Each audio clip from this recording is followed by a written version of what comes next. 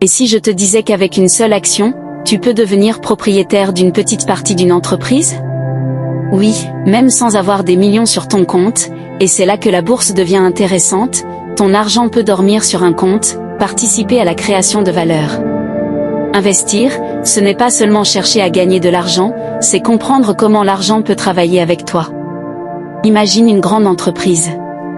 Elle possède des magasins, des employés, des machines, des clients et des projets. Mais elle a besoin de capitaux pour continuer à se développer, elle décide donc de diviser une partie de son capital en petites unités, des actions.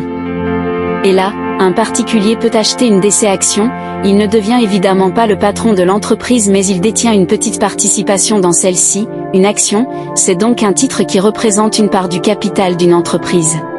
Lorsque tu achètes une action, tu deviens actionnaire, selon l'entreprise et le type d'action détenue, tu peux notamment avoir droit à une partie des bénéfices distribués sous forme de dividendes, et si le cours de l'action augmente, sa valeur peut également progresser. Mais attention, une action peut aussi perdre de la valeur, investir en bourse comporte donc un risque de perte en capital. Démonstration, imagine que tu achètes des actions d'une entreprise que tu connais, l'entreprise augmente ses ventes, ses bénéfices progressent, les investisseurs deviennent plus confiants, le cours peut alors augmenter, mais si l'entreprise rencontre de graves difficultés, le scénario peut être inverse. C'est pourquoi acheter une action uniquement parce que son prix monte n'est pas une stratégie suffisante, il faut comprendre ce que l'on achète, la bourse permet à des particuliers de participer à un financement des entreprises. La prochaine fois que tu regarderas le prix d'une action, rappelle-toi ceci, derrière le symbole que tu vois sur ton écran, il y a véritable entreprise, des employés, des clients et une activité économique. La plupart des gens regardent le prix, les investisseurs sérieux cherchent à comprendre ce qu'il y a derrière le prix.